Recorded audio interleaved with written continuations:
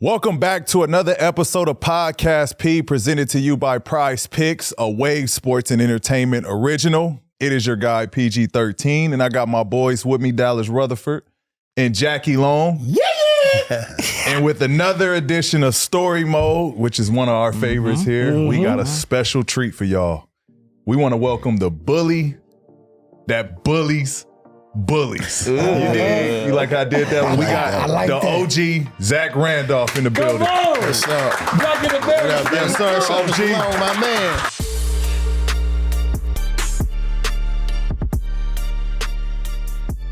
PG. Appreciate you coming What's through, up, OG. man? You already know. How you feeling, man? How you been? Man, I've been good, man. Just with the kids, man, taking this retirement. My daughter, she played basketball, my son, and just, man, with the kids, keep me busy. So, man, putting all my time and energy into that. My baby, she going to Louisville on a basketball scholarship. So. Come on, Yes, sir. congratulations. Congrats to that. Yeah. Congrats They to say that. she been balling. Yeah, so shout out to Mac. So she been doing her thing, up out of Sierra Canyon. So keep me busy with that, man. Yeah, that's dope. I saw, doing a little research. I saw which was pretty cool. You did the little kind of tribute thing that she posted on her Instagram, which I thought was pretty cool. You commentating, just about her storyline of, how she got to where she's gotten, the hard work. I think Kobe started the intro and then it kind of played out, which I thought was dope, man.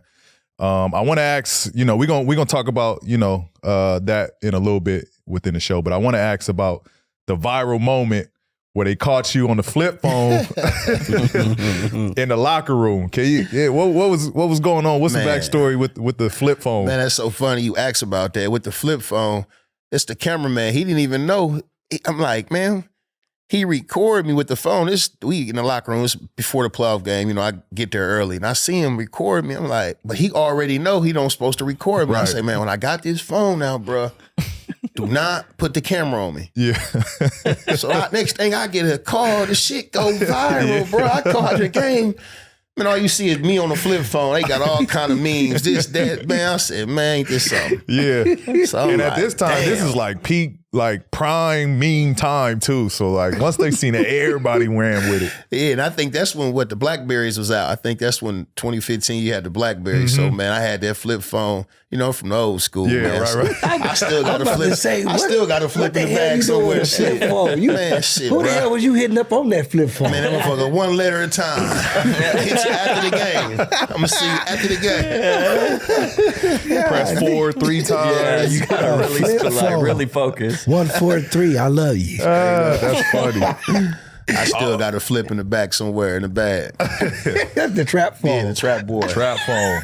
I want to talk about a time where Bonzi told the story about how he put you in this tournament, this summer tournament when you was 14 years old and you killed it.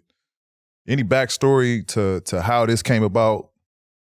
Man, Was this, where did y'all play at? What was the tournament I at? think the tournament was in Indianapolis, or no, it might have been in Muncie. It was one of his tournaments, I think. Okay. And he had me come over there, and I was a youngster, and we used at the camp, the Ball State camp, and he wanted me to play.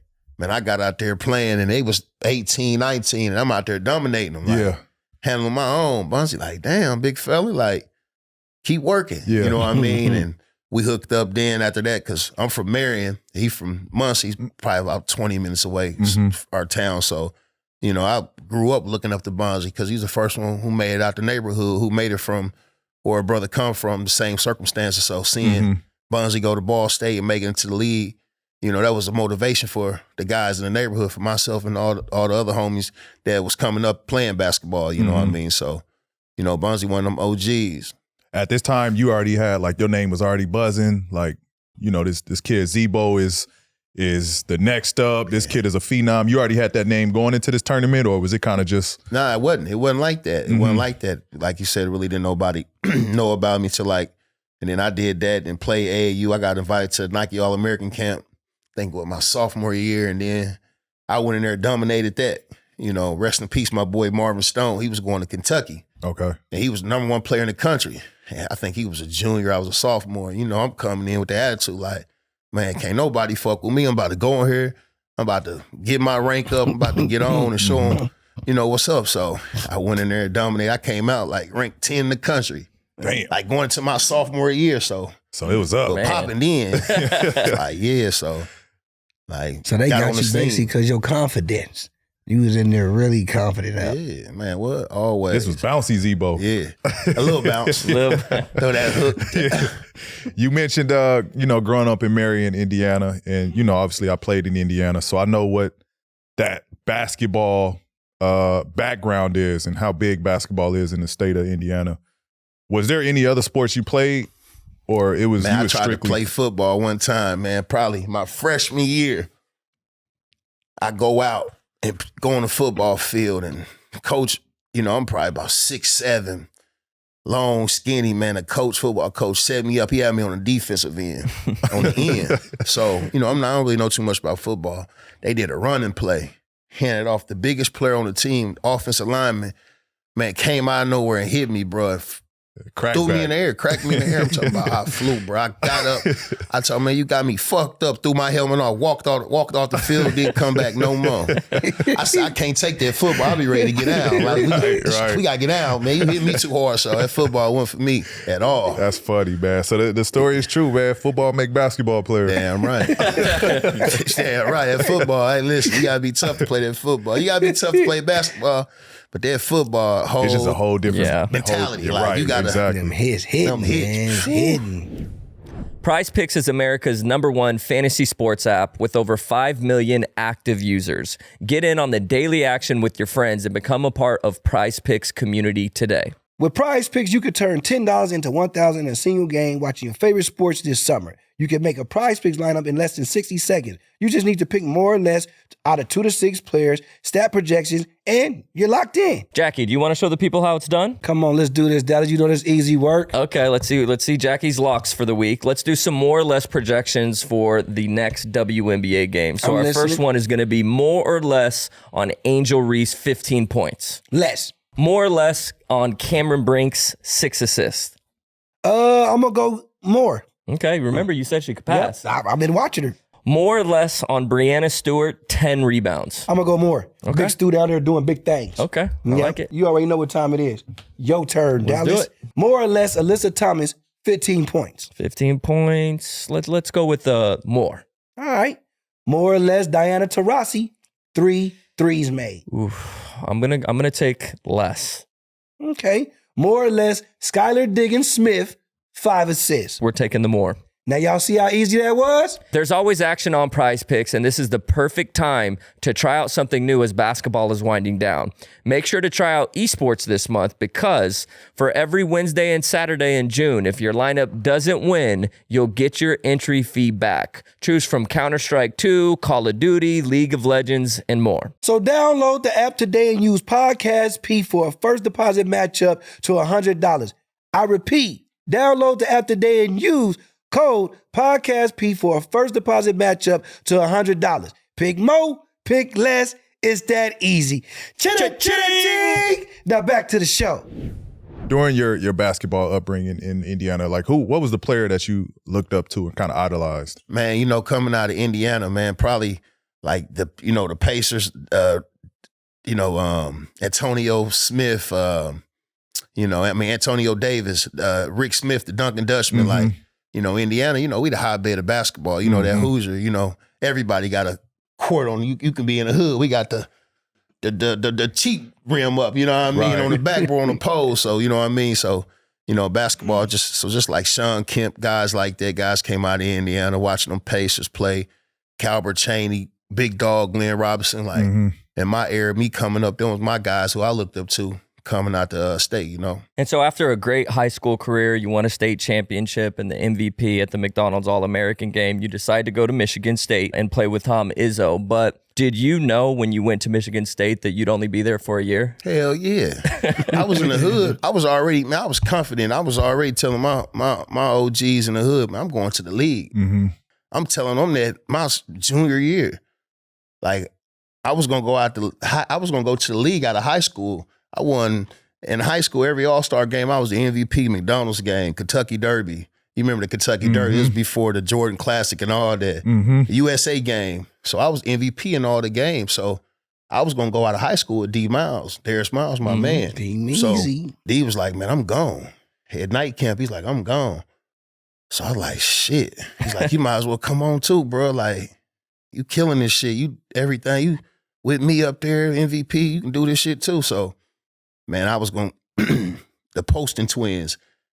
They was at my house in the hood of Marion, man. And I was, after the McDonald's game, I had the papers on the table, and my mama, it was just me and my mom and the Poston twins. Man, my house is this small as this motherfucking room, you know what I mean? And the kitchen right there in the bathroom. So we sitting there, I look at Mom like, Mom, what you want me to do? You want me to go to the league or you want me to go to school for a year? She looked at me, she said, baby, I think you should go to school. Rest in peace. My mom, I lost my mom at 17. She said, baby, go to college. I want you to go to college. And I looked at them. I said, man, I'm going to college. Mm-hmm. So that's Michigan State for a year. Awesome. Okay. Yeah. Who else was on that list? Because Michigan State ain't necessarily known for the one and done, especially under Tom Izzo. Yeah, what was that ultimate factor behind? Fuck Tom up. Yeah. Fuck Coach it, like you said, because Coach wasn't used to that. Mm-hmm. You know, he wasn't used to no freshman talking about leaving and going to the league, or even with Jason Richardson. Jason was a sophomore. He wasn't used to that. Mm-hmm. So when I did that, that was new to him, you know, because he wasn't used to underclassmen leaving. Right. You know what I mean? But I already had that shit playing like, man, I'm Right. one and done. So this was a conversation already that he knew. Yeah. So did you feel any point where he was like, because I've been in situations, I know when I was in school and, you know, of like the coach trying to hold you back and not, you know, fully let you shine because he wants you to come back and return. Was that, And that's you feel what like he there was did. a moment in there? Yeah. Coach, that's my man. You know, Marv, you know, I love, cause I saw the coach a couple months ago, and I fuck with him. I said, Coach, you know you held me back now. Yeah. I said, I averaged a double-double in 15 minutes, Coach. Yeah. I know. I'm killing them niggas in practice. All of them. Yeah. Freshmen. What? So I wasn't supposed to be starting, you know what I mean? Because I'm killing them. So I'm like, come on, man. You know I was supposed to be starting. I'm getting in the game. Coach playing me 15, 16 minutes. I'm damn near averaging a double-double in 15 minutes, 15 bro. minutes, yeah. So you imagine I would have played 25, 28 minutes a game. Right. 18 and 10. Like, Right. Easy. So he knew that. So yeah, so Coach held me back a little bit, but to his credit, he wasn't used to, you know, shit, he trying to make his team good. So Right. I definitely understand, but yeah, he did. And, you know, we talk about it and laugh about it now. You know what I mean? So, but I think the game changed now. You can't do that to these players. Do it now, you can't yeah. do it now. Right. These kids are so talented and They got you the can't power. yeah. You know what I mean? Like if they ain't playing, oh shit, well I'm gonna go transfer over here. And now it ain't no sit out period.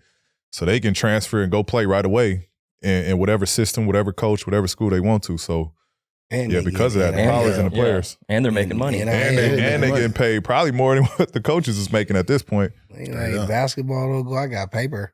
Gotta be a tough transition. if you for those bullshit, I'm gonna go over here and Yeah. get the paper. I got paper. You know what I mean? The old school coaches, like, you know, you Yeah. come in, you play 15 minutes. Now, I'm sure some coaches have had to make some big adjustments with that new talent that's coming in and how you're going to retain that player. It's more like a business rather than like you having your structure, your way. So it's definitely interesting to think about. But after that, you get drafted by the Portland Trailblazers in the first round.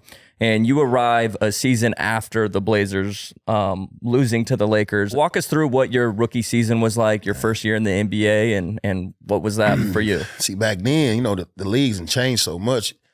Man, I'm talking about from I wasn't playing. I had to earn my shit. Like I came in with Sean Kemp, Dale Davis, Rasheed Wallace, Arvydas Sabonis. Like these are bigs, Pip, like OGs, like real grown men. And I was 18, you know, I'm a baby. So, you know, I'm like, I'm new to this shit. As far as I've been is Michigan. I ain't never left my hood. I'm from Indiana. That was 2.5 hours. So they sent me all the way across the world, you know, and them guys took me in, Bonzi, and just had to earn my way, you know what I mean? And them guys respecting it.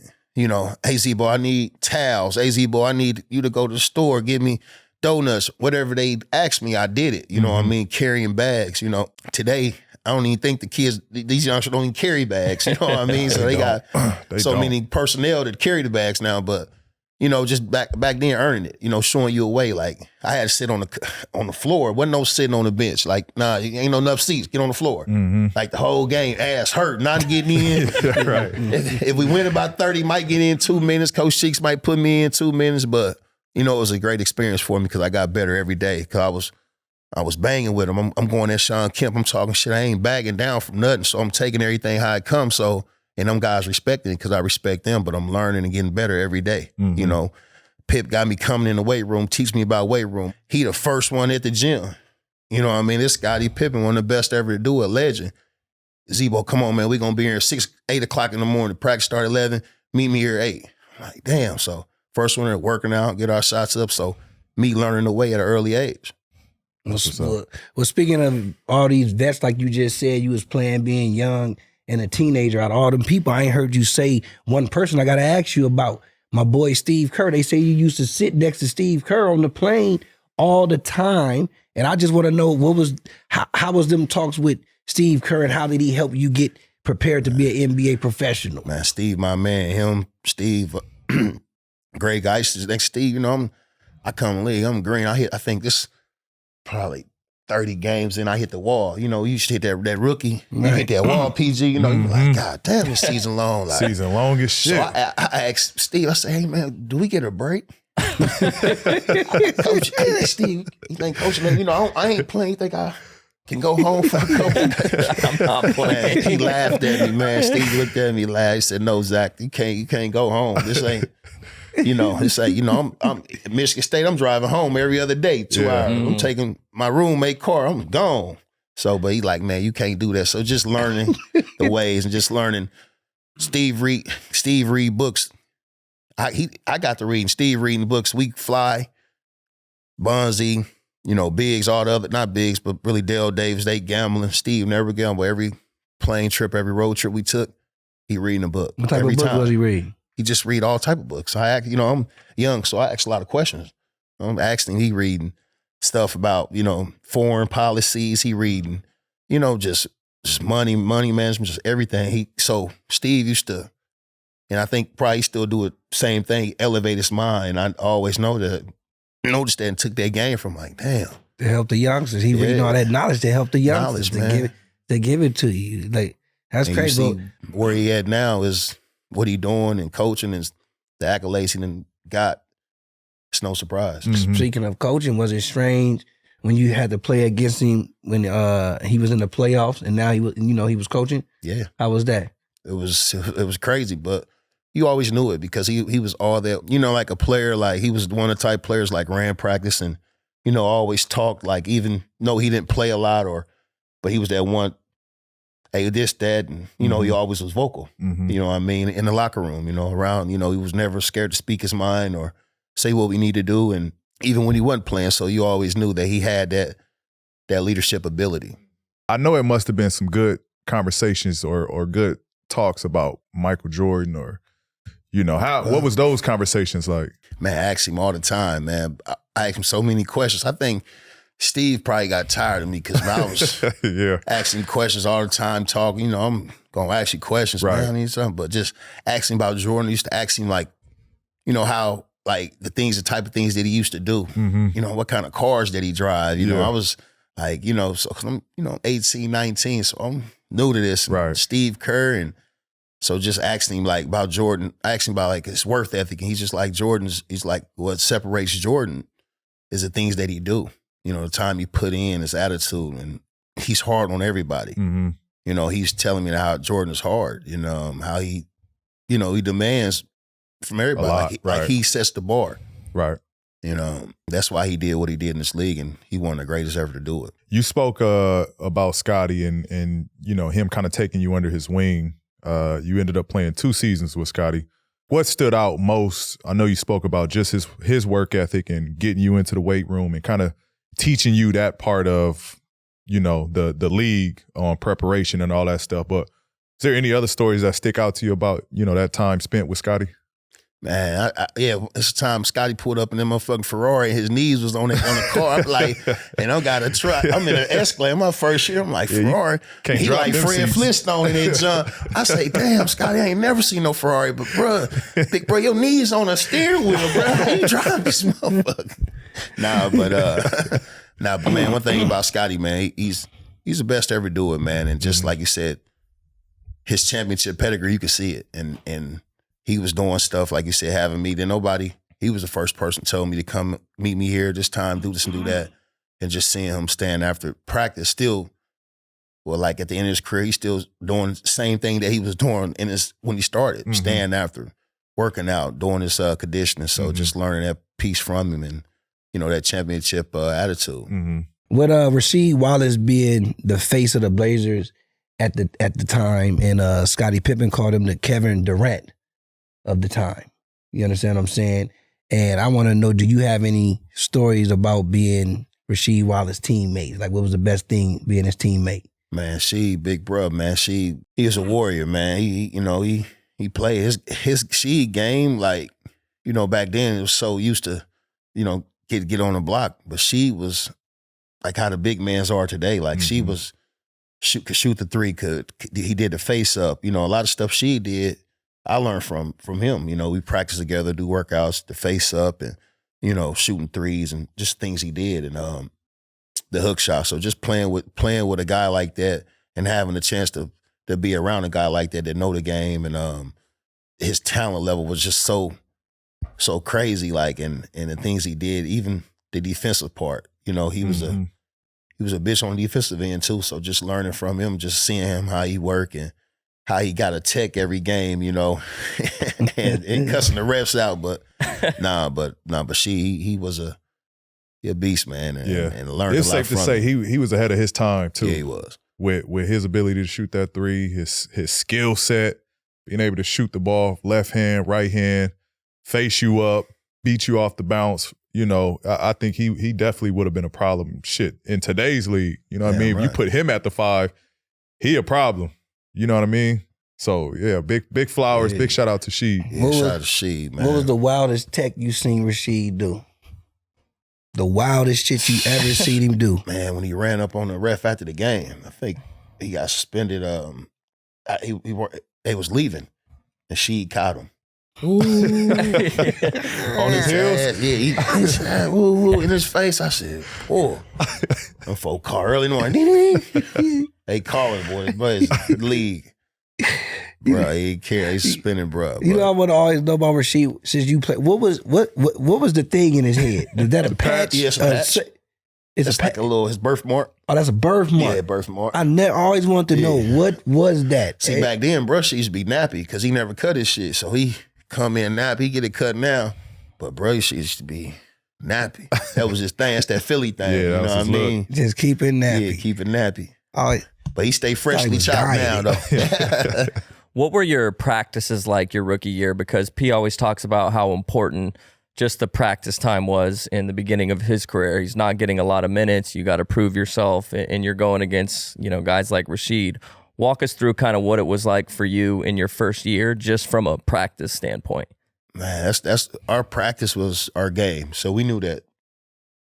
We knew we weren't playing, unless it was, coach made that clear. So we knew that's how we got to get better. So at the same time, I ain't care. I don't give a fuck attitude. I'm going at Sheed. I'm going at Sean Kemp, everybody. And that made me better. And also that's making them better because here come a young guy who got energy around the boards.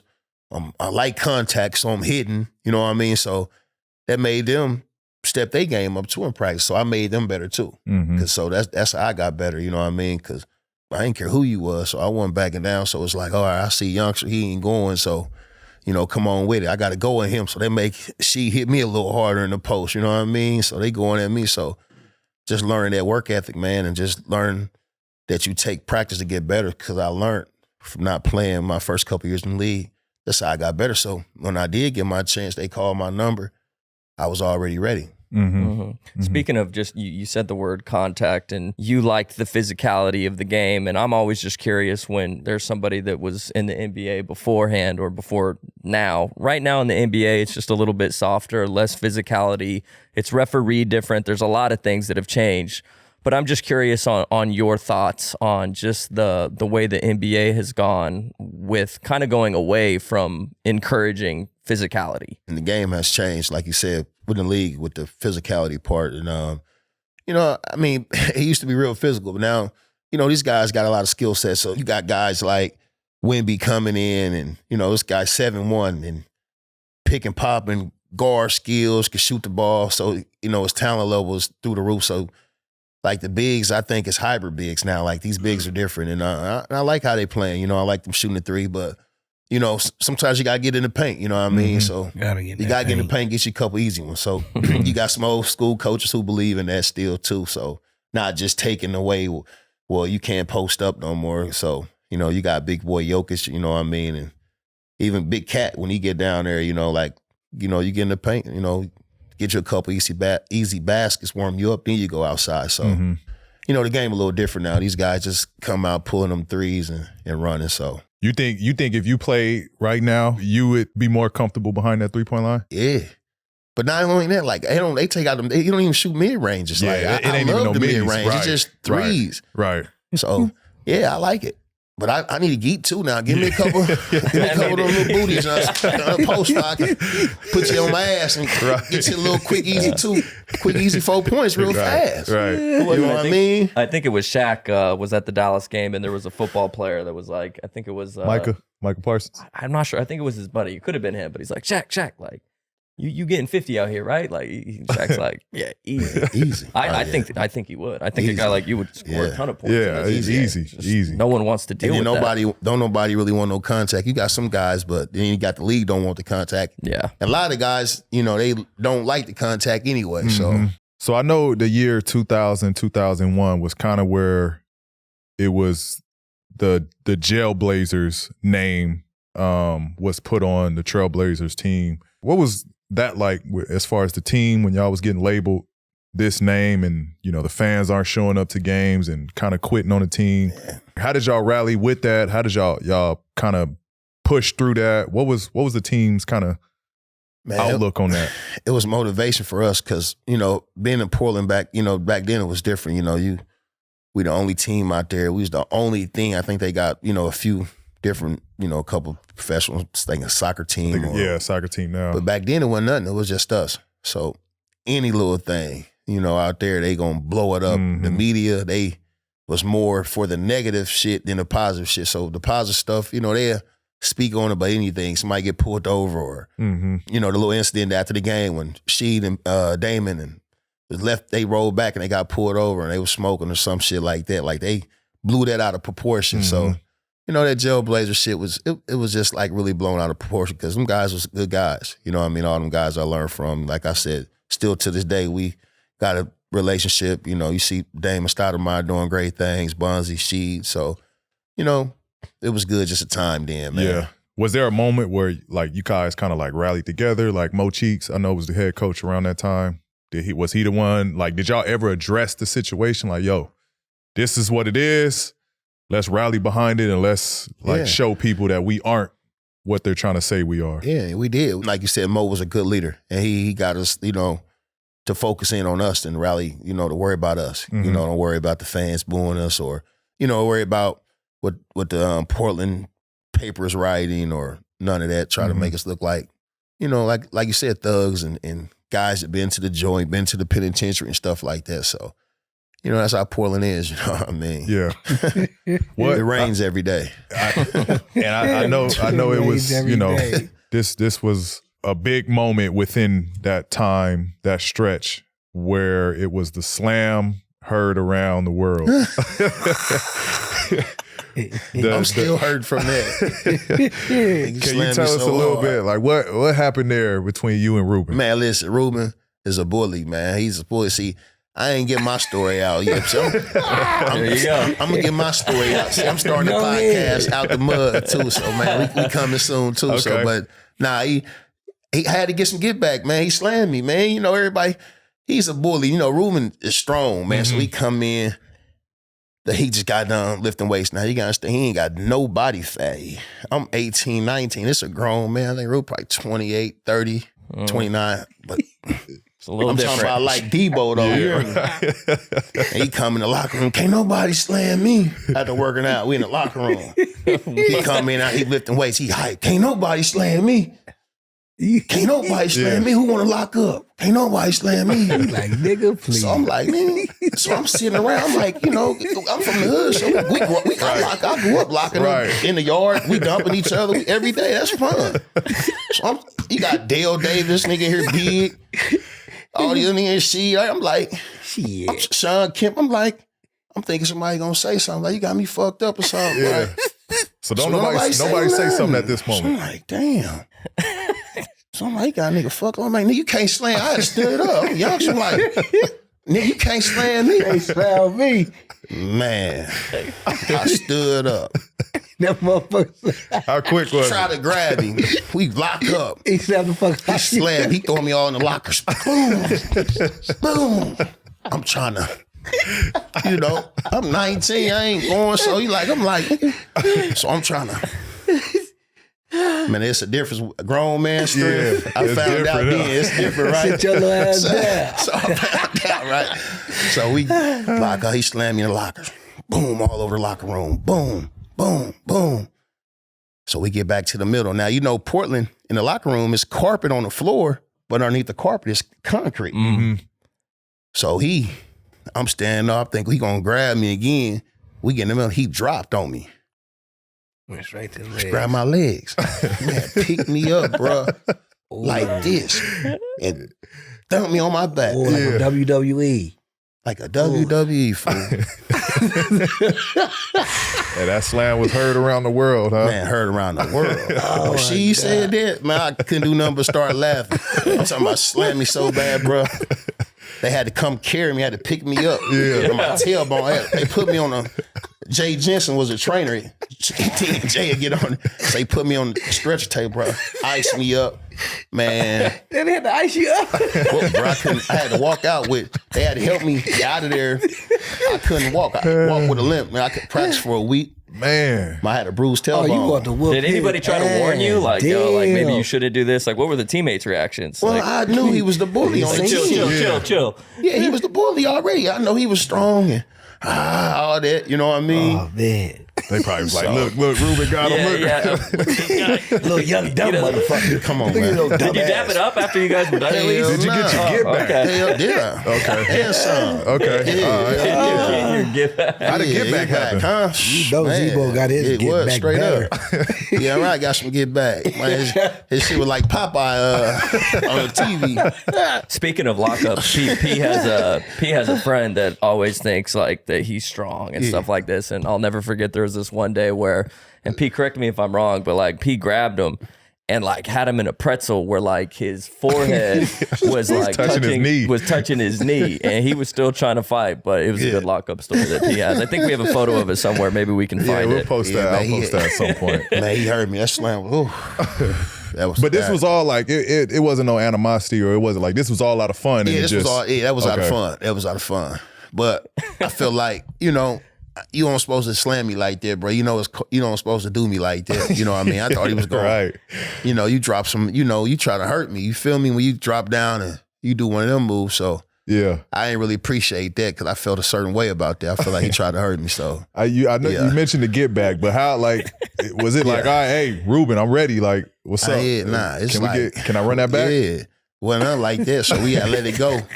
In back of my mind, it wasn't like, hell no, I ain't letting it ride. So It feel like we making him reminisce. Yeah, like, We wanna it go really like, took him back. motherfucker, you just made me hit that floor again. Like, I'm like, you you about to really- make me. now you try to really. I felt like niggas really tried to take my career. The way he did me, like I was like, man, nigga, try to take me out. Yeah.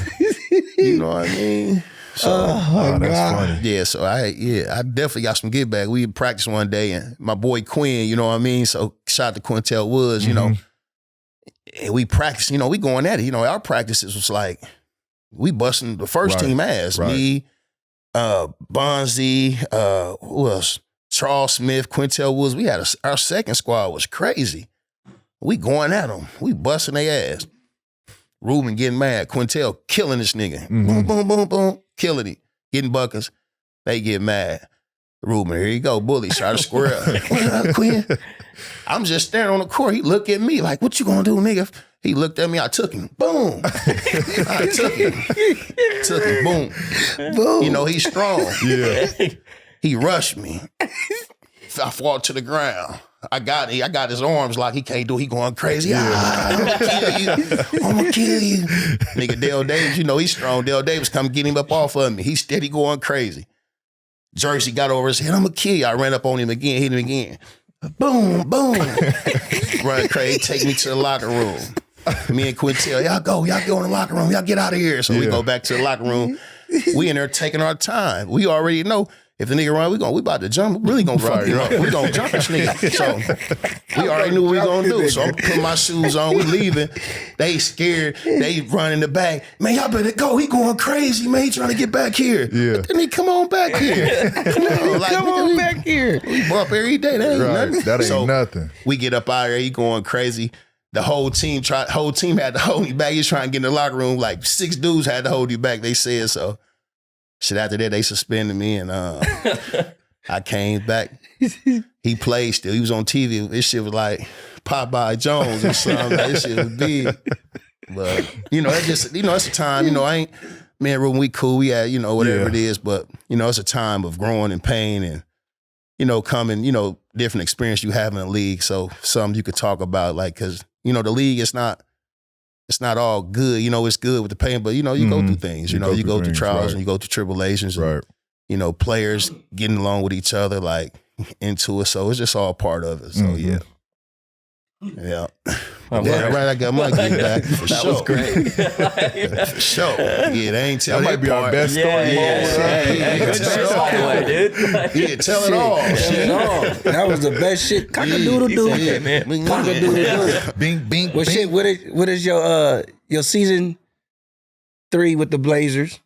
I want to just know, say with all that shit that y'all was going through and, you having to know the system, learning the system, the coaches, the team and everything, because you went from starting 11 games to 80 and increasing your rebounds per game from 4 to 10 per game and your points going from 8 to 20. I just need to know, how are you able to make such an improvement after 2 seasons? Talk to me. Man, like you said, give credit to Sheed, give credit to Sean Kemp, to Damon Stoudemire, to the guys, the OGs, the veterans. Them going hard. Drink your water. Drink your water. Let me get that water. Drink your water. You don't get it out. Drink your water. Drink your water. Cotton throat. You don't get it out. That cone. Drink your Wawa. We go get it out. You don't worry about nothing. We in story mode. We want your story good. For sure. Have a good story. Yeah. So but continue. But yeah, just them guys like that. So when I got their chance, like you said, I think I got most improved player that year. But just getting that chance, Coach Cheeks believing in me, giving me the chance to play. And I think she got suspended or something during the playoffs, and I think he started me, and I took off from there. He started me against the Dallas Mavericks. We was down 0-3, and she got suspended, and I brought the team all the way back. I was a big part of winning 3 games in a row to tie the Dallas Mavericks in the series. So that was like my coming out party. So, but like I said, shout out to them guys, man. All the OGs that believed in me, gave me a chance to play, man, and join them in a team like that when we was playing. After you won the award, you end up signing a 6-year extension after that incredible season. And you mentioned that it sounded like you had the support from your teammates, but was there like a specific moment during the season, maybe you had a few string of good games where you were kind of like, okay, like I've kind of found my way in the NBA or found my role here on this team? And did a teammate come up to you? Were the coaches in your ear like, yo, keep this up, you're going to keep playing? Was there any like specific moment where you knew you had your spot? Man, you know what? Just like you said, all of the players, my teammates, they was encouraging. All those like Zebo, like, man, keep going. Keep doing what you're doing, man. Keep getting the easy rebounds, keep being that beast. And it was never like no hater shit. We're like, oh, don't do this, do that. It was all positive. So with them being encouraging like that, it just gave me the confidence to, all right, I'm going against these guys every day. I know what I'm gonna do to you other guys. So having that confidence and having the older guys believe in me gave me a boost too. Yeah. Question for the both of you just on that. Like, I would imagine like that's great that you had supportive teammates, but there has to be the other side to that, right? Like, are there some guys in the NBA that are vets that kind of look at the young guys as like, okay, like we want you to do well, but don't do that well because then you're taking my spot. Like, have you guys ever had to experience the other side of that with someone that's low key kind of hating on you? Like, you know what I mean? Like, absolutely. And not necessarily from me in my position, but I've been around teammates and saw it, them hating on another like person in their position. You know what I mean?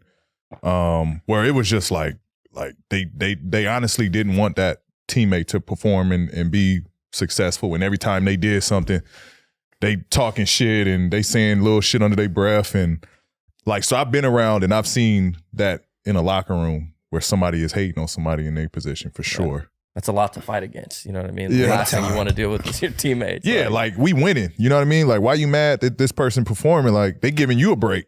You know what I mean? And like P said, I seen it like coming to the league, even with Portland, like older guys was hating on other guys. And so like you said, you always got some haters. These guys got jobs and, you know what I mean? That's how they take care of their family. So, you know, a lot of guys see that and they, you know, start changing or get the bitch into this guy about this guy. None of that. But for me, I ain't never been like that. I always been a congratulator. I never been had a hating bone in my body. I always show love. That's why I fuck with everybody in the league, pay everybody, it's respect. Cause you know, I always was like, you know, go get it, man. Go get you $1 billion, stay out of trouble, man. Don't do what I did, do this, do that. So, right. And guys feel it. Like you ask Pete, you know somebody genuine, you know somebody fake as hell. You know what I mean? Like, so you know if you're a real person.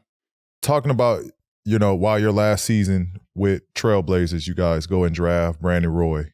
And we know what kind of player he was. Brandon Roy was unbelievable talent and gets that respect. I think in our today's game was the same respect, you know, D Rose gets with what could have been or what would he have been if the injuries never happened. Same with, you know, Grant Hill in his time, T-Mac, Penny Hardaway. He's in that category of the guys if they didn't get hurt.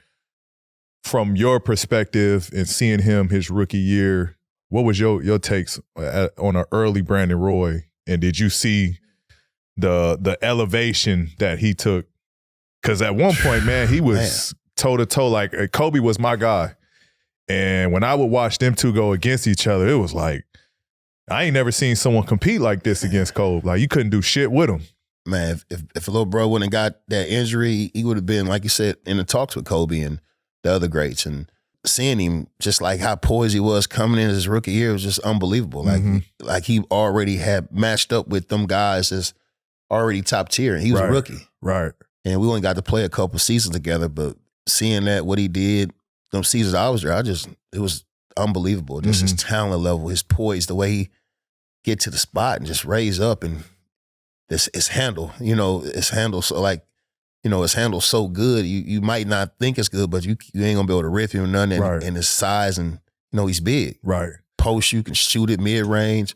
He could do it all. What was that transition like? Because at this point, you kind of like, you know, a young vet at this point. And then now poised B. Roy comes into the play. And from year one, he was already, you know, primed to kind of be a number one option, so to speak. So how was that transition when, you know, was it because I don't know B. Roy that much, but he seems like he's kind of like the quieter type of guy. Was it just organic? Like, hey man, you know, take over, lead us. You know, I'm gonna do my part.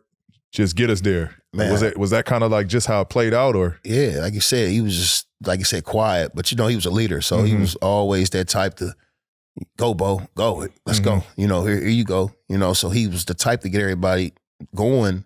And he had so much talent that you could see it. Like, you know, it stood out. So, you know, I was the number one option when he came, but you could tell where it was going. And, you know, I was fine like with that because I knew he was special. And I wanted to stay with that group. You know, I wanted to stay with LaMarcus and B. Roy and G. Oden. And I understand I was older and they, you know, they got the young guys coming in and they trade. So the business part, I understood that part. So, but no, he was definitely one of a kind. Was you on the team with him when he made that 1/10 of a second shot? Nah. Or what the heck? What was that shot he made? The one he caught half court. Half court, quick as hell. You went on that team? Nah, I went on that team. That shit was crazy. He had a couple of those. Yeah, he had a couple. I don't know how he did finishes. that. Like in 1/10 of a second. Nah, he was special. Yeah, he was. It's like he just did. That's all Don't he touch did. That's been on his tongue. Yeah. That's all he did. Really. Tongue rag. Listen. So during the 2007 NBA draft, you get traded to the New York Knicks. And I wasn't aware of this. I'm curious if you know that during the draft, they actually showed like the proposed trade for you for Steve Francis and Channing Frye, and Spike Lee actually stood up and cheered when they showed the actual trade, which probably was funny. But when did you realize or learn that you were being traded to the Knicks? Man, it's a cold business, right? So dig. So I was so fucked up. You know, I didn't want to get traded. You know, when you're first time getting traded somewhere, getting traded from where you been. You know, I was in Portland. I got there at 18. I was there for 6-7 years. So, you know, kind of, you know, how you feel at home and shit. So when I got traded, I was sick as hell, right? But I'm at the Four Seasons on Wilshire. And this the night of the draft, and I'm downstairs. I see the general manager, Kevin Pritchard, right? At the time. So I walk up to KP. I'm like, what's up, KP? Like, well, what's up, Zebo? I was like, man, y'all, am I getting traded? And he's like, man, no, man. You're not going nowhere. We want you here. You're not getting traded. So I'm like, okay, so cool. So I go upstairs. I tell a couple of my homies up there, I tell them, man, I just seen Pritchard, man. I'm cool. I ain't going nowhere. I'm good. Like, you know, I'm straight. I ain't going nowhere. He just told me I ain't going nowhere, right? Man, so we sitting back in the room, blowing whatever, watching the draft come on. Ding, ding, ding. Trade. Zach Randolph going to New York Knicks. Now look, man, stomach drop, fool. Right back downstairs. Man, sick, stomach drop. I had to go in the restroom. I'm sick as hell, right? So I like, man, I just seen this dude. He tell me he ain't trying. I said, man, this bullshit ass, man, come on, man. I'm like, and then you see it, like now you see it with, you know, it's business. So now, you know, it's business. You see stuff with, you know, James and a guy in Philly and other stuff, other players, but you know, it's business, man. But I that's how I found out. And he told me, and a couple hours later, I got traded. When he told me I wasn't getting traded. So it's like, damn. Funny enough, man, same situation. Because you know KP was the GM in Indiana. Yeah. And same situation, right?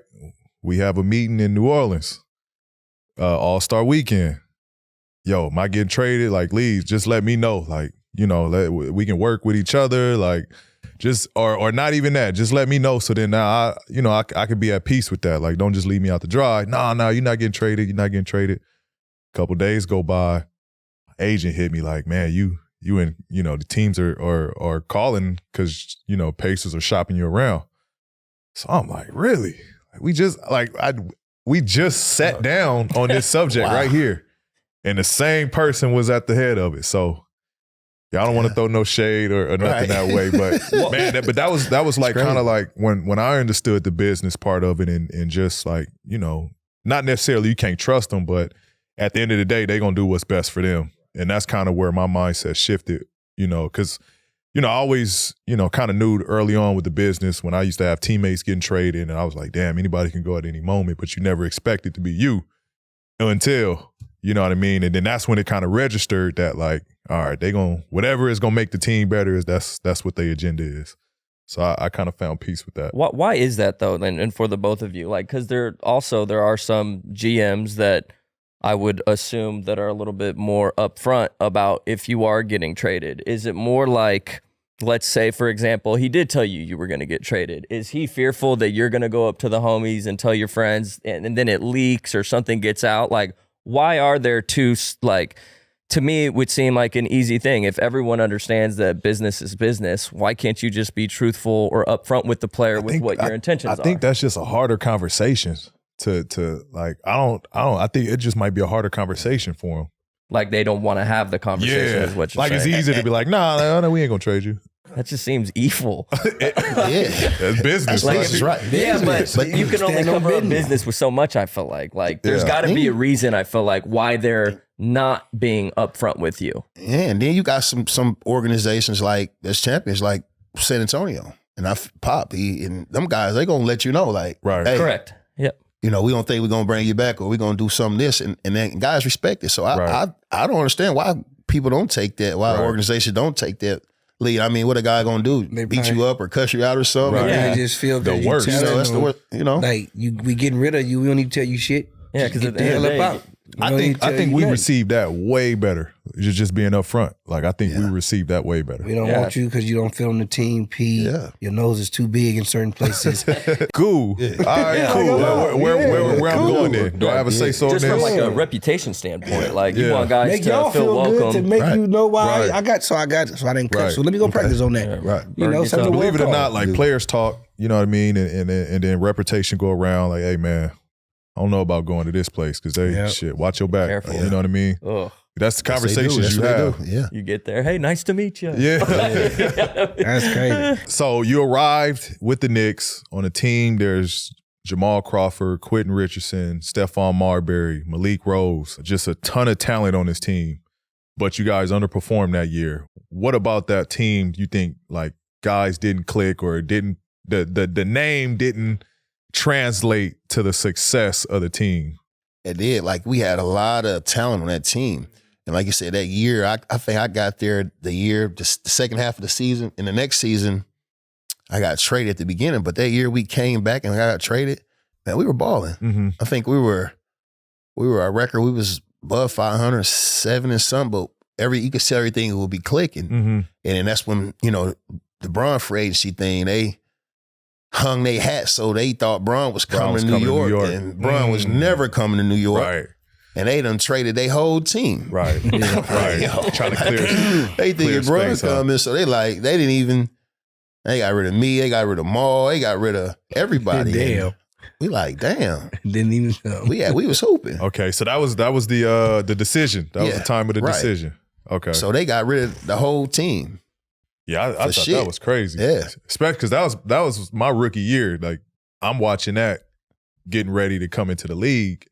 And so in my rookie year, I'm like, damn, like LeBron, Chris Bosh, D Wade, like, and I'm in the East. I got to deal with this. Like, that was a big decision for me. Because I was just used to at that point watching Bron in Cleveland and D Wade in Miami. Like, that big three was separate. Yeah, that was a crucial time for me coming into the league. When it comes to travel, every family has a happy place. A 5-star resort with the kids club or an all-inclusive by the beach. My family happy place is Cabo Wabo. What about y'all? For me, it's down in Laguna Beach. There's a hotel, has a basketball court right by the beach. The family goes down there once a year, and it's kind of like our family thing. Well, my family didn't like nothing by the beach because we black. We don't know how to swim. So, we strictly was around stuff that had literally amusement park around where you could do some, what would I say was city? Everything was out here, L.A., Palm Springs or something. That's what I say. You dig? Wherever your happy place is, Priceline wants to get you and your family there more often. And thanks to Priceline family-friendly options, you can save up to 60% on family-friendly hotels. You can even sort by room type and amenities like pools and get access to deals you can't find anywhere else. With Priceline, you never have to miss a trip. There's value in using Priceline because it helps you save money so you can spend your savings at your destination like Japan. So download the Priceline app today to save up to 60% off family-friendly hotels and go to your happy place with Priceline. This episode is brought to you by BetterHelp. Yo, guys, damn, it's crazy. It's already June. You know what I'm saying? This year flying by fast, man. Look, what is something you're proud of in 2024 so far, and what's something you still want to accomplish this year, fellas? I'm proud of just the man I've overcame to be. Fatherhood, obviously, is most important. And obviously winning a championship is still on the list. So, that's what my mindset is geared towards going into the summer. I'm proud that I've been in the gym consistently this year, Jackie. Kind of fell off over the last couple years. So this year we've been in the gym, which is fun. And for the rest of the year, just growing our mortgage company, 7 Mortgage, and getting more loan officers on the team. Well, man, like Dallas said, just been in the gym, getting more sexier, getting more beautiful, more unbelievable. And just, working harder, man, staying more focused. People always say I'm older, but I'm not. So I always try to keep in my mind, quit saying that you're an older person because you're starting looking at it and feeling it. And I definitely don't look at or feel it, so I don't need to be saying it. So at the end of the day, I'm just feeling good, man. Work is good, life is good, family good, and friends is good, and Call of Duty is good. So, I'm feeling good, fellas. That's all I can say. When life goes so fast, it's important to take a moment to celebrate your wins because there's beauty in those moments, and you don't want to speed by them. And therapy can help you take stock of your progress and set achievable goals for the next 6 months. If you're considering trying therapy, give BetterHelp a try. It's entirely online, designed to be convenient, flexible, and suited to your schedule. Just fill out a brief questionnaire to get matched with the licensed therapist and switch therapists anytime for no additional charge. Take a moment. Visit BetterHelp.com/podcastp today to get 10% off your first month. That's BetterHelp, HELP.com/podcastp. So Isiah Thomas was the head coach of the season at this time, and he didn't take losing very well. Walked home from a game in the snow, and you two kind of didn't, get along or see eye to eye at moments throughout the season. What was the relationship actually like between you and Zeke? Man, me and Zeke was cool, man. I had a lot of respect. I had a lot of respect for Zeke, and Zeke is one of them type, like you said, he's real. Mm-hmm. He's gonna tell you because I think they were talking about trading me. He came to me and told me, he's like, we're thinking about trading you, but I think we're going to keep you and just see how it works. I was like, cool, I want to be here with you and everything. And so, Zeke was always a realist, and he always tell you, everything you want to hear there to help you out. And, guys respected that, and guys respect Zeke for the simple fact he was real like that. He'd tell you the truth, and he wanted the best for you. So, like you said, that was a big part of it. And me and Zeke cool to today. How important was that Knicks tenure in helping you throughout the rest of your career? That Knicks tenure when I was there, even though it was a short period of time, it still helped me. Like coming in with Zeke, just learning. Zeke taught me a lot of professionalism too, because when I came there, we had to wear, he said, you got to dress up every game. You got to dress up on the bus. You got to dress up on the plane. So I didn't have all these suits. So just, wearing suits all the time, coming into the game, professionalism and, people seeing you, seeing you the first time and getting their first impression. So just like teaching me a lot about the professionalism and, things off the court and that type of nature. Damn. So he made you so y'all was wearing suits and shit on planes. Y'all had to wear suits and, whew. Man, be suited up. I was like, hey, y'all got a suite today, PG. Yeah. I wish I wear a damn sweatsuit. I would save me so much damn money wearing a sweatsuit. Yeah. Shit, now these guys, they dress up for the locker room photo or the walkout. Yeah. Now it's like a super. It reverted back. I wonder how you would have done now with all the extra. It's crazy now. It's crazy. Yeah. But it's good. It's good, man. I like it. I like it for the league and I like it for the guys too, man. It's good because a lot of you guys got a lot of fashion and a lot of guys just regular, but each guy can show what they want individually. If it's their style, they want to rock it, shit, they gonna rock it. So that's cool, Guys want to come and sweat. Some guys want to get fly. Some guys want to put some bullshit on. It's cool. Right. But I think it just comes down to like, that's where, whatever is gonna make you comfortable going to work.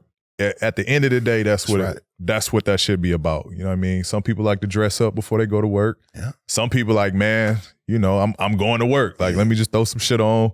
Get ready to go to work. That's where my energy is kind of geared towards. And then, you got the people, the flashy guys. Yeah. I want to brand myself, you know what I mean? I want to show, who I am in this space off the court. So where are you on that scale? I think I'm right in the middle. I think I'm right in the middle. I got those days where I'm like, man, I'm just going to work today. You be fly though. Yeah, but I have my days where I'm like, let me put that shit on today. I feel good. I slept 8 hours last night. You know what I mean? I'm well energized. Y'all don't get fined or nothing no more, huh? Y'all don't get fined or nothing no more. Not no more. Not no more. You know what's funny, they used to fine us for dress code and all that type shit. I'm happy they lifted the shit where you had to wear suits on the bench. Yeah, that used to kill me my first couple years. Why you say, hey, getting because I had to travel with suits and shit. Like you got to travel with the suit bag, and then first couple years in the league, like it was on that old school NBA shit where you got to do duties and stuff like you talked about. So I used to be thinking about that. It's a ton of shit I got to carry.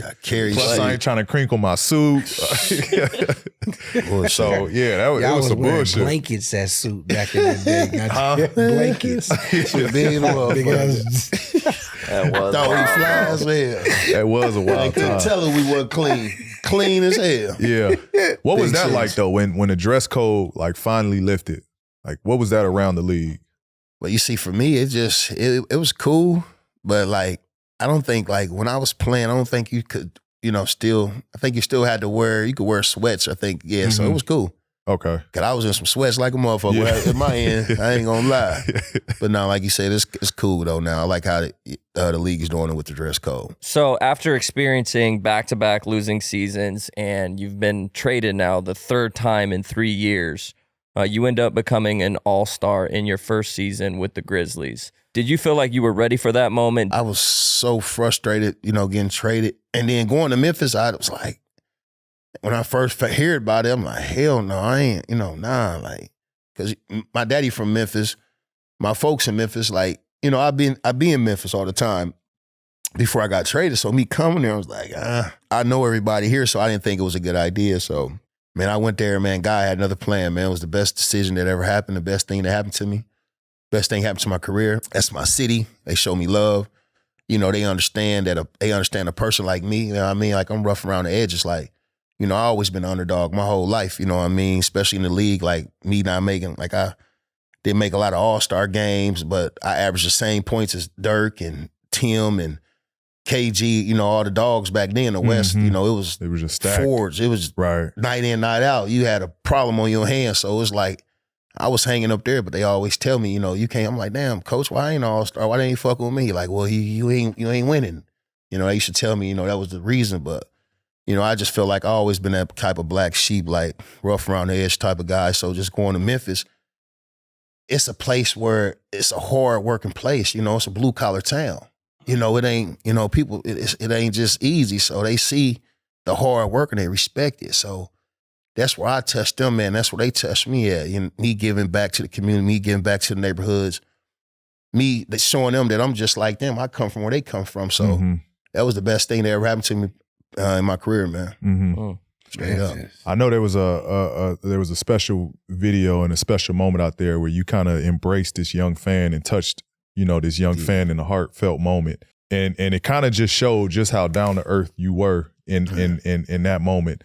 How did the fans kind of embrace you when you came to Memphis? Man, they show love, man. They did, man. And, me getting out there in the community, me showing on me talking to everybody. I'm going to speak to everybody. I'm going to say what's up. I'm going to shake your hand. I ain't going to never, look at you like, big doggy and none of that type shit because that ain't how I'm built. So they just seeing that side and they respect it, man. And that's my city. And, I'm going to give me a house there. I always keep a house there. I work for the team.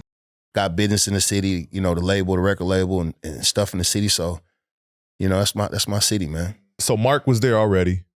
Then you come there. Then Rudy wasn't drafted there yet, right? No, Rudy was already there. Rudy was already there. Mike was already there. It was almost like you was the last piece to a hell of a successful group. Tony Allen then got traded there, right? Yeah, yep. And Tony came. Did y'all feel like something special was brewing once that nucleus right there was put together? Yep. Like you said, after our first year, I got there with Rudy. I came and Rudy, Mike, and Marc, they was already there. And I think we won like 16 more games or something my first year there. But you can feel it. You can feel the excitement. You can see the potential in this team and the excitement around it. And they believed in us. I think the next year we made the playoffs and proved so much. And I think I think it was San Antonio. We beat, beat AC, beat them. So after that, they seen it and we just kept believing and they they instilling that belief in us too. The fans, and we believing in ourselves and we that team. 2011 playoffs, you went for 31 in Game 6 versus the number 1 seed Spurs at that time. You guys were the 8th seed.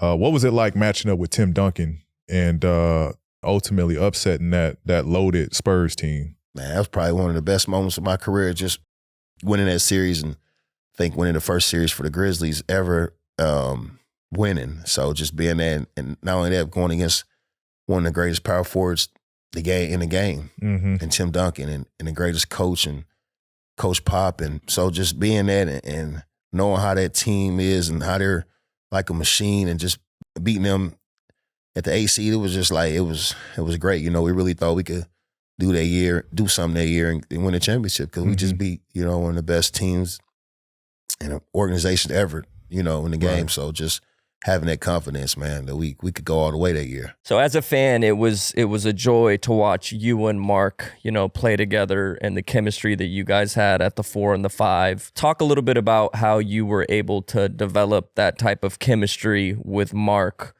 on the floor. And then also just kind of curious what your relationship with him off the court was like. Man, Marc, my little big brother, man, just Marc a great guy, man.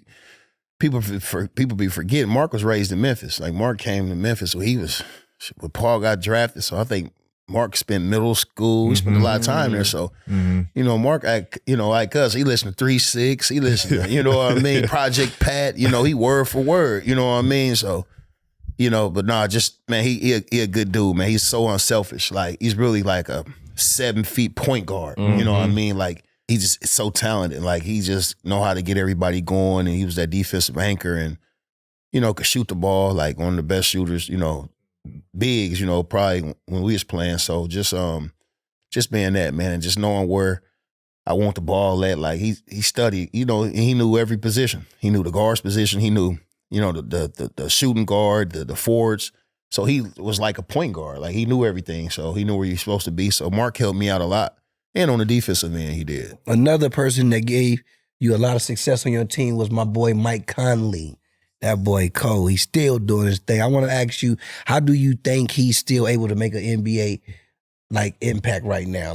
Man, because he's so talented. Not only that, he's just his leadership skills. I mean, and the way he take care of his body, the way he's such a professional and professionalism, the way he carry himself and the things he do, and he could really play. Like I told him, shit, man, he could play really another like he is, because he take care of himself another 5 years if you want to, you know what I mean? And not only that, like he's a type of guy, like you said with Steve Kerr, he's going to be a type of guy you might see coaching one day, be a head coach of an NBA team or, a general manager. He's going to be one of them type of guys. That's how I feel what he's doing right now. Right. On the court. Right. Yeah. You can see it too. You see it. His teammates, it's awesome seeing Anthony Edwards has just given him a ton of praise. Yeah, and Mike is one of them guys that every team he played on, everybody, you never gonna hear nobody say nothing bad about Mike. You know what I mean? He's such a great guy and a real guy, and he just want everybody to win. He's one of them guys, like, we talk about guys you seen hate, he a guy who ain't got no hate in him, man. Always show love to the younger players who ever coming in, and he's just that type of person. Was there ever a moment when you realized he was like that, like he the shit? Oh yeah, he Indiana. He's Indiana guy. That's little bro. He been the shit. He from Indiana. When you coming out of Indiana, you ain't got no choice but to be a dog. You know what I'm saying? So he been that. Yeah, for sure. When you faced off against big Blake Griffin, everybody in the world always assumed that y'all gonna always have some type of ups and downs, some downs and ups and some fist fights or whatever. And at the time, for some reason, everybody in the world has something against Lob City. I just want to ask you, what is it about Lob City that everybody hated? Man, really we just wanted to beat them. For us, when we want to play, and for me personally, Blake came in, I was at the prime of my career, and I was with the Clippers, and Blake, they had the number 1 pick. So I'm like, okay, Blake coming out of Oklahoma, he's going to be the number 1 pick. So in my mind, from getting traded from Portland to New York to Clippers, I'm like, okay, well, I'm going to get traded again. So after a while, you like, all right, shit, I'm going to get traded again. So I knew that because he wanted to come in, he going to play. He didn't want to pick. We played the same position. So that happened. And they traded me to Memphis. So that was like I said, that was the best thing. God had a plan, man. So that was the best thing to happen. And, from that, with me, I just took that as a rivalry, show him that, we go, this ain't that, you know what I mean? And he's talented and he was a beast too. So just coming in and having them battles, man. And so then you get to go on that 2013 playoff run, and your team was able to get some of that revenge against the Clippers and the Thunder, who previously had eliminated you guys from the season, and you guys advanced to the conference finals to play the Spurs. What made that squad that you had that year so special? Man, we just knew each other. We was clicking. Like, I said, like you said, like how the Spurs, they run they team and how they play like a fine sewing machine. So it was like that. We knew each other. We knew or he wanted that defensive end. We were one of the best defensive teams in the league, locking shit up. So just coming in, we knew that we was going that we could do something, that we could had the Clippers on the string. I think we were down when we came here and we won, and went back to Memphis. And we knew we had them. And so just having that confidence and just, we gonna fuck shit up, anybody who get in our way. Like you said earlier on the show, you said the West was stacked. It was the reason why you weren't able to get certain all-stars and all this shit just when you played for the Grizzlies. You know what I'm saying? Everybody was over here. So I want to ask you, who was the toughest team to beat during that time? A time in Portland for me in my years probably always been the Spurs, man. Always been the Spurs, you know what I mean? They always been that team where I think, like you said, with Memphis, we went to playoff. I think one playoff year they swept us. You know what I mean? It might have been in the Western Conference Finals, but just for me, it's just been them, been in San Antonio Spurs, man. Pop always having them guys ready and everybody on the same page. What about you, P? My toughest, I mean, shit. It was always that Heat team. Couldn't get past them. You know what I mean? Like, as good as we felt every year, it felt like we come together. We figured it out. I think, and when we talked about this, I think a couple episodes ago, what changed was when Chris Bosh, they put him at the 5. That changed the whole game for us, and we couldn't really match up with him because, Roy, as good as he was, he's, his strength was playing at the rim and being in the paint and, protecting the basket. So then now when they put Chris Bosh at the 5, it was hard for Roy to come out and still be at the rim. And so, yeah, that's when they kind of, that was the separation right there. I thought we were good enough to kind of compete in the series could have went any way at any given moment. I felt like it was moments we were up in that series, but we just, once they did that, we couldn't get past that Heat team. We've talked about it on the show, and we even just kind of mentioned it, how the NBA has changed, just the play style, less physicality. Is there a team that you watch today that most resembles kind of the old school, grit and grind type of basketball? Man, the Grizzlies. I like the Grizzlies down. Like you say, you got Jaren down there. You have, big Steven Adams. And I like Denver too, because, they still throw the Jokic on the block. And, you got some teams that still go down and get an easy basket on the block. Like, San Antonio, Philly with Joel. Philly with Big Joel. So you still got some teams to still go back to the old schools. You got coaches that that come from that, and they still kind of believe in that. But you got analytics. That shit changes a lot of way players play too, and changes the game. And do you think that will ever change? Because we're getting farther and farther away from that, it feels like. But do you think there'll be a day where there's a 4 and a 5? Like, for me, I think so. So I feel like this. I feel like it's going to be like a revolving clock. I feel like, I don't know when it's going to be. One year you're going to get a dominant class. You're going to get 3 7-footers. You're going to get 4 6'9" guys who just like Shaq or, down there catching everything, dunking it like a Joel. So I think it's a revolving clock. You're going to get a big man come in and they're going to be like, right. Here go another Shaq or here go another, Karl Malone or Yao Ming or some shit like this. So I just think it all come back around. Because at the end of the day, that's like kind of how it happens, right? Like, a player comes into the league, special talent, and then they become extremely successful. And then now other teams around like, shit, we got to find somebody for him. Yeah. And then now that's when you get, all right, the big men in back. Like, so to your point, it's going to take it's going to take some time. Like if Joel and them was winning and, he had championships, I could very well see like, all right, shit, we got to go find another one of him. Like, that's the example right there. So we need somebody for him. I think at some point, to your point, that's when we're going to start seeing. Everyone's got a thirst, a drive to be the next big thing, to put the world on notice. And for me, to be one of the best basketball players on the court every night. So if you answer when your thirst calls, Sprite's for you. Well, it is for me then.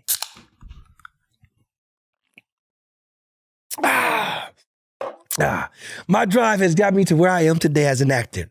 And Sprite is for the makers and creators like myself, the visionaries that put in the work to build their dreams. Whether you're shooting a cinematic masterpiece on your phone or filling notebooks with sketches, or you're up all night turning your bedroom into the booth.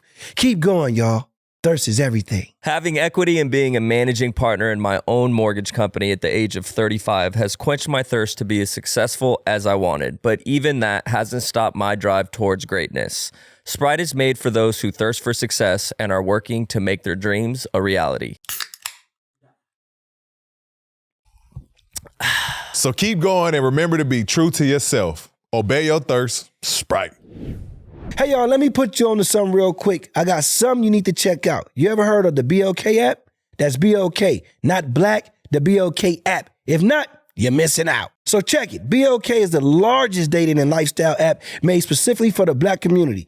Now, for those thinking it's just the same old scene, nah, BOK switched things up. Sure, you can find you a boo thing if that's what you're looking for. But if you're looking to just make friends, network, group chat with folks based on shared interests, or find out about events near you or anything, BOK got all that for you.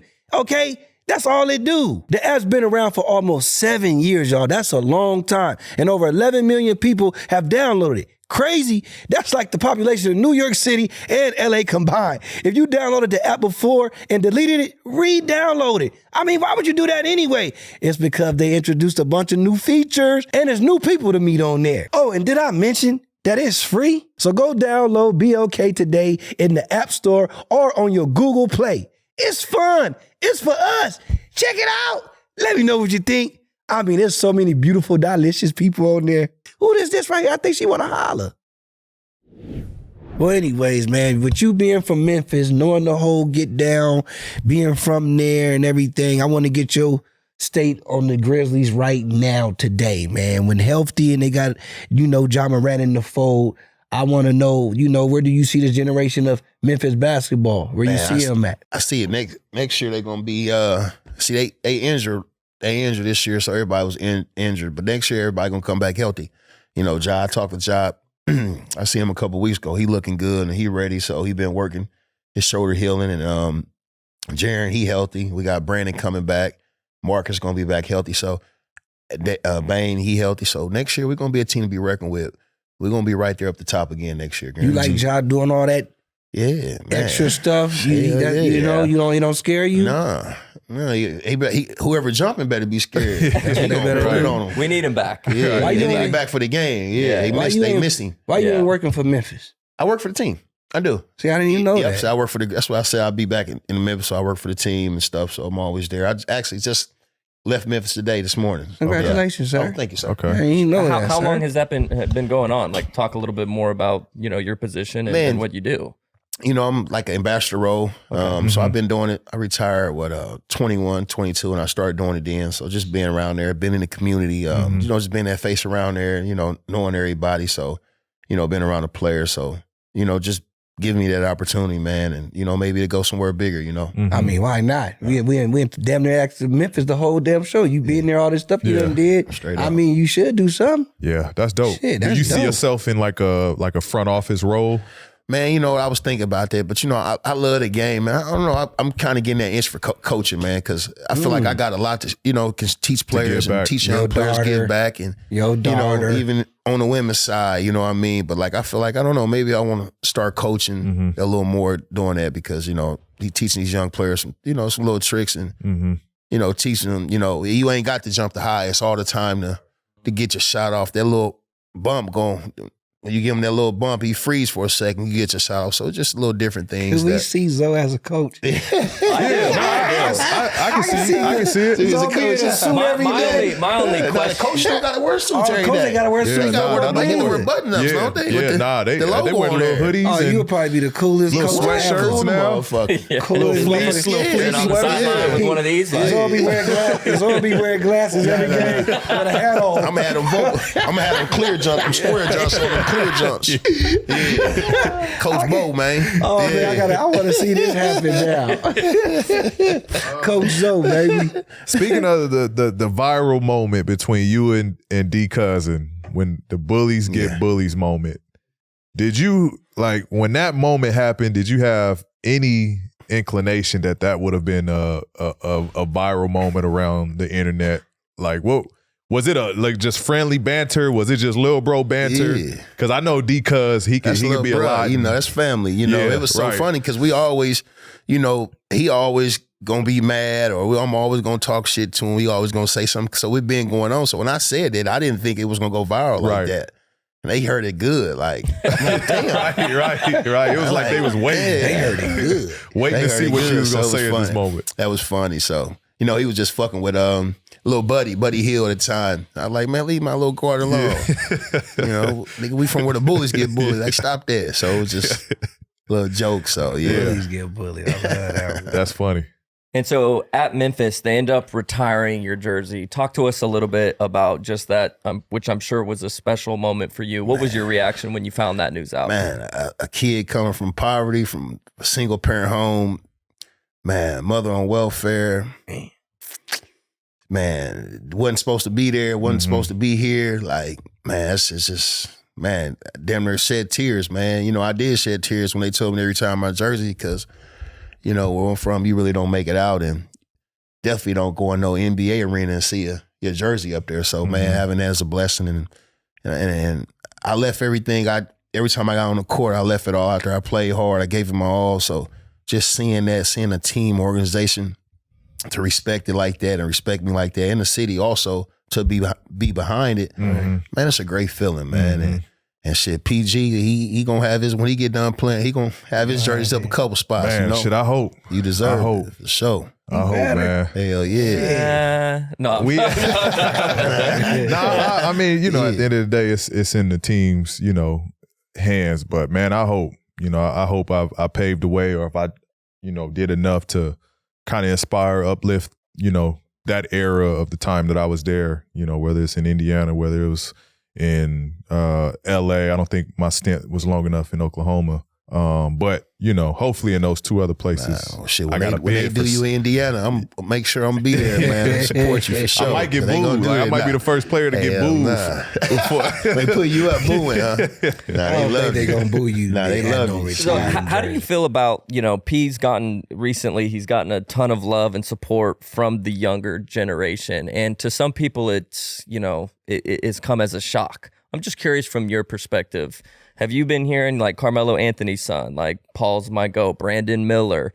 You know, what are your thoughts on that? That's nothing new. Like, you know, I've been hearing that, you know, about, you know, kids, P being kids' favorite player, you know what I mean? So that's not no shock or no surprise because, I mean, the kid has been, man, is a future Hall of Famer. So, you know what I mean? So things he done, his game, you know, the way he plays is way guys play now is like a new generation. So, but he been doing that. So it's no surprise. Yeah, appreciate that, OG. So, speaking of the next generation, your baby girl, shout out to her. You stated earlier she just committed and will be a part of Louisville basketball. And following your footsteps, what was kind of like that initial, you know, was she always into basketball? Did you kind of, hey, you go ball? Like, did you like, cause I got a daughter as well, and it didn't go it's not going as well with basketball and sports in general. But though, you never know. My daughter, my second daughter, my youngest daughter, she's into it. Honestly,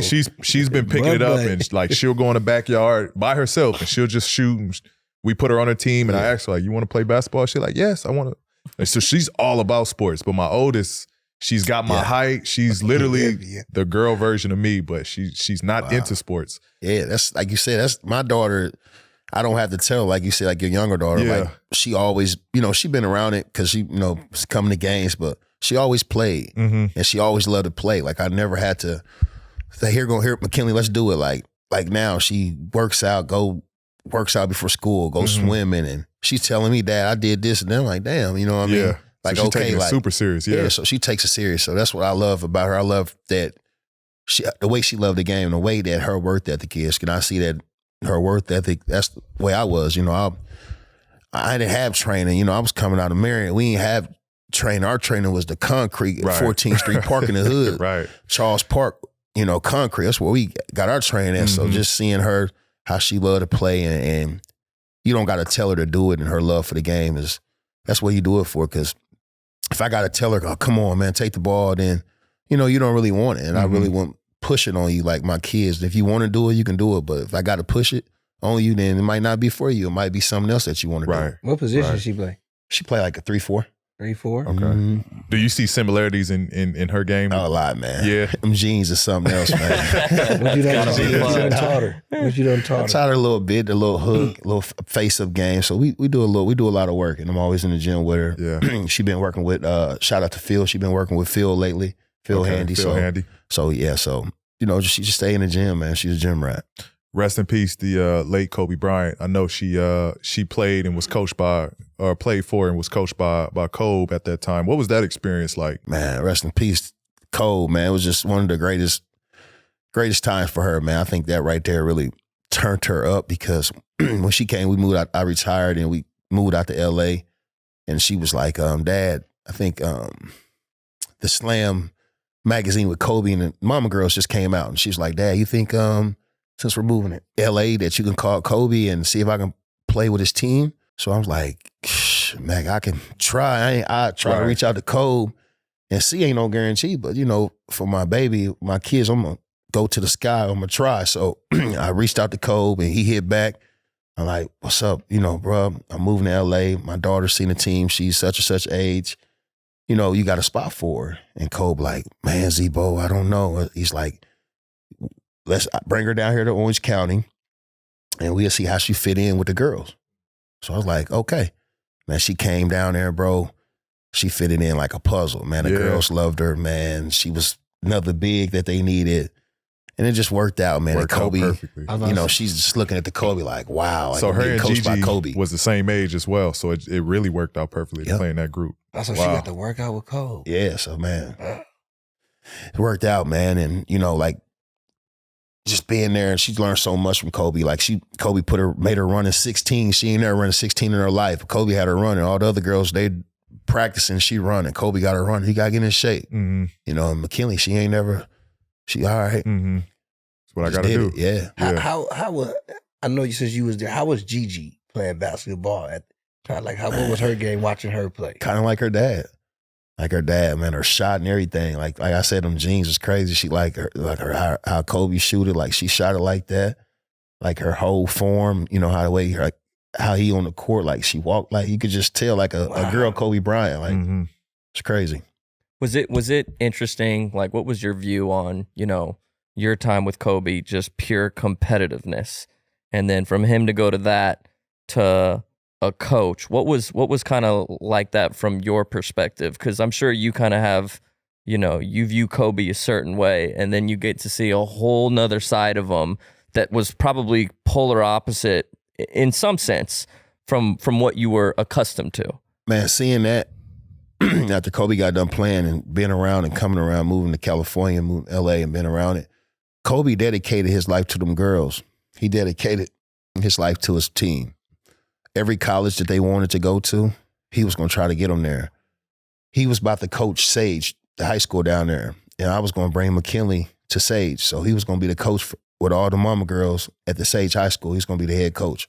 So that's what he dedicated his life to. I mean, all day, every day, Gigi in the gym, working the girls out. It was all about his girls. Mm-hmm. All about them girls, man. Yeah, that's awesome. Yeah. That's sad, man. So with baby girl now going to Louisville, how many games we attending? Shit, man, all of them. She gonna be college. See her mom gonna be with her little sister and brother, so she gonna be on my ass like, where you at? Yeah. I really never missed too many of her games. Okay. She went to USA game and Spain. I was there, and everywhere she go, I've been there. So man, I've been there her whole career. So that's what's up. I don't think nothing gonna change, man. Yeah, love that. So shit, I might get a little spot around Indiana again, so I can quick trips, quick on. It's hour 30 minutes, 2 hours. So shoot down there. It's that close. Other kids balling? Yeah, my son he balling. My other daughter, she 15. She like I piece of his daughter. She like she kind of want to play for fun or play to be with her friends on the court. Like she'd get a rebound and pass it out, and she'd be smiling. Stop smiling. Don't shoot the damn ball, right? She getting the rebound, smiling. She out there with her homies. She like, with my homies, daddy. We having fun. Yeah, see, that's where my oldest is at right now. Yeah. She's kind of doing it because her friends are doing it. But it's funny because she started the season out. She plays for her elementary school, so she started the season out not liking it. She'll be half-assing it, like scared to hit people, scared of the contact, shy. Like, she was in that phase. And then towards the end of the season, like, and she's the tallest girl on the court. At the end of the season, she like calling for the ball. She like rebounding and dribbling up herself. Like she taking all the shots. And so it was cool to see that, like, oh, okay, so like I just got to get her into it, you know, and she'll find her way. But it was cool to see, you know, as a parent and as a father, it's just like, oh, okay, yeah, look at my baby girl. Yeah. Finally, it's in her genes. It's in her genes. She's doing her thing. I love it. Well, y'all, it's time for my favorite segment, Rated PG. So right before we get out of here, since we got Zebo, we're going to do something a little fun and different today. How Rated PG works is where PG takes an under-the-radar player, talks about his skill who don't get acknowledged enough or whatever, and he tells us about his skills and everything so we can start watching him. And all we want to know is today, P, who do we got so Zebo can help you out? Well, I think it's only fitting. This player right here, who is a ton of talent. He'll be in this year's draft. He had a hell of a 2024 college run in the tournament, and has a lot of Zebo likeness and comparisons. And I think DJ Burns Jr. Game has been awesome. He had a hell of a run, like I mentioned. Just his ability, his poise, I think his confidence, and you don't see that level of I would say, you know, just maturity on the court that I think you saw in DJ Burns this season. And so I know you've heard of the name and you've heard of the comparisons to you. What do you feel about, you know, DJ's game and relations of them comparing them to you? Man, I like him. I like the kid, man.